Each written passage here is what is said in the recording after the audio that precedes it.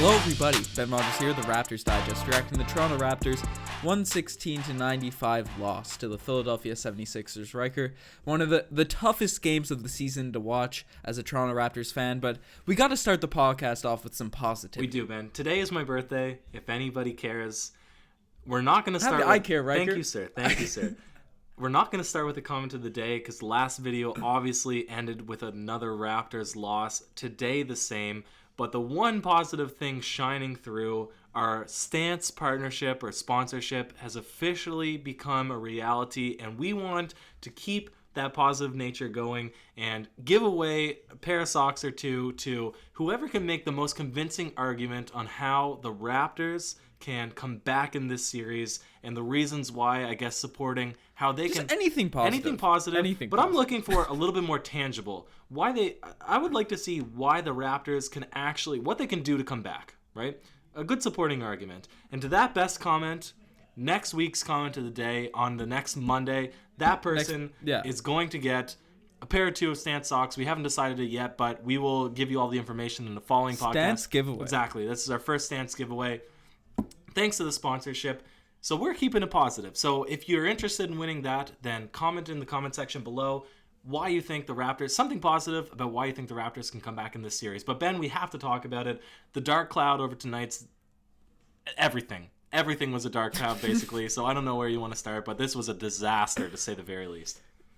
Yeah, we started this podcast out positive, but there's not many positive things to take away from this game. Kawhi Leonard played well as always, 33 points. We won't even talk about him. We've talked to death about Kawhi Leonard, but everything else, Riker, it was just horrible. It was a horrible game to watch. The Raptors came out with zero energy. They came down to Philadelphia. We just lost game 2 of the series. You thought Toronto would come out with more fire, try and get one of those games on the road, because we have to split one of these games. If we go down 3-1, it's going to be a very difficult series. And it looked like no one was looking to score aside from Kawhi. It was baffling. It was baffling to watch. People look scared. They look shook. Joel Embiid got absolutely anything he wanted down low in the paint. There wasn't any help, and when we did help, our rotations were just horrendous. The ball would just get kicked out to Jimmy Butler. JJ Redick was hitting threes left, right, and center. Joel Embiid went 3 for 4 from the 3-point line. I'm speechless. I'm speechless about this game. Absolutely. And Ben, we were watching the game. I was with a few friends tonight, and we were saying we wish we could hear the reporters speaking what's actually on their mind, because for us, it's very clear. There was nobody that we weren't mad at tonight. Absolutely furious about it, besides Kawhi Leonard, whether it came to the players on the actual floor for the Toronto Raptors, the bench especially, Nick Nurse and his horrible lineup calls. I just want to say this before I even continue. When Marc Gasol is in the game, Joel Embiid should be in the game. When Joel Embiid is out of the game, then you can put Serge Ibaka in. But having Serge Ibaka against Joel Embiid makes absolutely zero sense. So lineup management was dismal. Absolutely terrible tonight for Nick Nurse. Refereeing calls. Kyle Lowry gets kneed in the groin by Ben Simmons. And absolutely no call. Elbowed. Horrible calls, not consistently throughout the whole game. I don't want to say that this was biased refereeing, but there were certainly calls that I was... Yeah, we didn't lose because of the refs. We didn't lose because of the refs. We definitely did not lose, but there was calls that I was very frustrated about. JJ Redick being the new James Harden of flopping now in this series was infuriating. There was nothing that I was pleased about at any given moment in this game except for the one 30-second... Ben, a 30-second... time that you felt like, okay, maybe the Raptors can bring it back. This was closing the third quarter. They were on the verge of coming back in this game. 8-point deficit only. They had closed it in from 17 points. Kawhi Leonard sits to start the fourth. He rests to start the first minute. He maybe takes a sip of Gatorade and looks away. He looks back at the scoreboard 55 seconds later, and they're down by 9 more points, down by 20. Ben, what the heck happened? Like, there was nothing to celebrate in this entire game. Okay, so you bring up the Serge Ibaka point, and I agree. Marc Gasol has to be on the court to guard Joel Embiid, but no one's really going to stop him.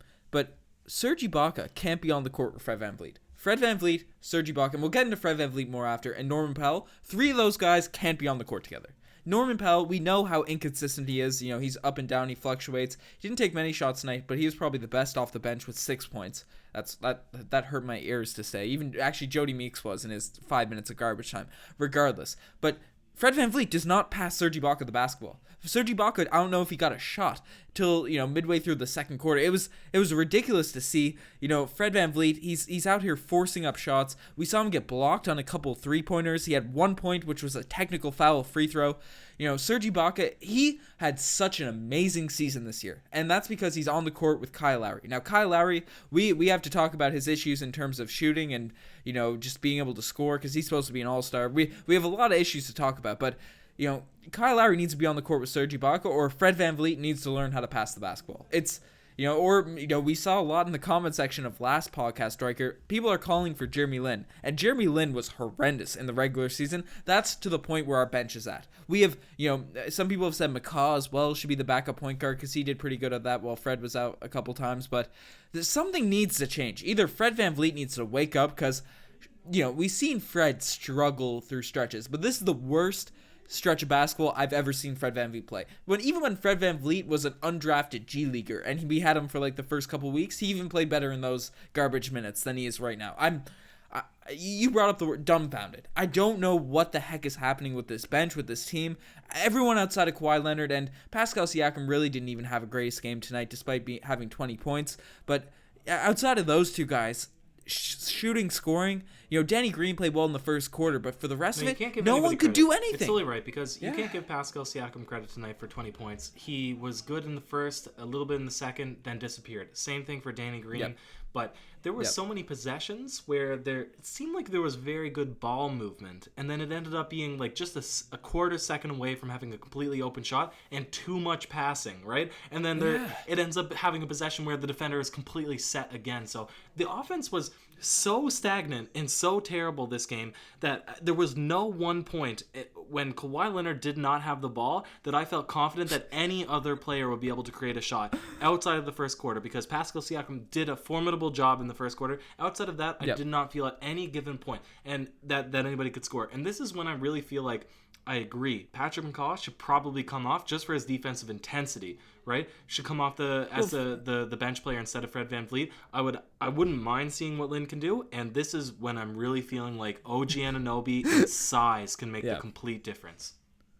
Yeah, well, you bring up the McCaw thing, because if Fred VanVleet's giving you nothing on offense, because the reason Fred VanVleet is such a valuable backup point guard is because he can splash threes, and then when he's able to, when he's in a groove, in a rhythm, that's when he's able to create for other players, but he's not hitting his shots, he's not getting any good looks, and at that point, he's just forcing up jumpers instead of creating for other people. So Fred VanVleet is an absolute negative out there on offense. And despite the fact he can be a hounding defender, he's 6 inches shorter than every player that has played for the 76ers. So he's a liability on defense. So you mentioned it.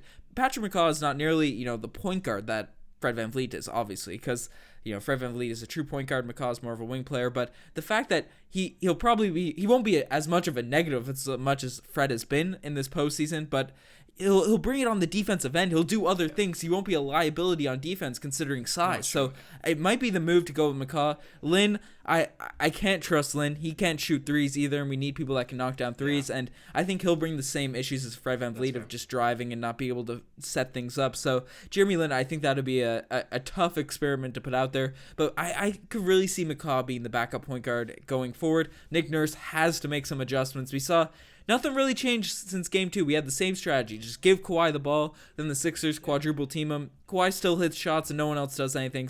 And that's why we don't need a true point guard, Ben, is because Kawhi Leonard is going to be the primary ball handler once the ball gets past the half, right? Yeah. So we don't need a point guard. Like, we don't need an actual one player to do anything except for just bring the ball past the half. Yeah.